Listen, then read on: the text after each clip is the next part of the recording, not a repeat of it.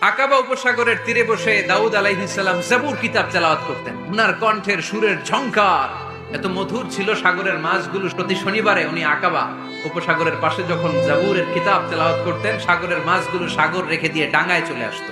এজন্য আল্লাহ বললেন, খবরদার, শনিবার এলাকাতে মাছ শিকার করা আমি হারাম ঘোষণা করলাম। এবার দাউদ আলাইহিস সালামের কওমের লোকেরা কৌশল করা আরম্ভ করে দিল। তারা বলল, আল্লাহ বলছে শনিবারে মাছ ধরা হারাম, খবরদার আমরা মাছ ধরবো না, তবে শনিবার আমরা বেড়া দিয়ে রাখবো। তো মাছগুলো যখন তেলাওয়াত করতে আসতো, এরা জাল দিয়ে বেরি দিয়ে রাখতো চারদিকে। শনিবারে ধরতো না, কারণ হারাম।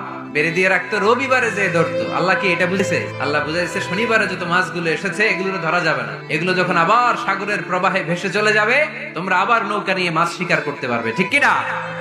ওরা কৌশল করে জাল দিয়ে রবিবারে যেয়ে ধরতো। আল্লাহ বললেন, আমার সাথে কৌশল করেছিস, তোদের উপর আমার লানাত, তোরা অভিশপ্ত বানর হয়ে যা। মুহূর্তে পুরো জাতিটাকে বানরে রূপান্তরিত করে দিল কে?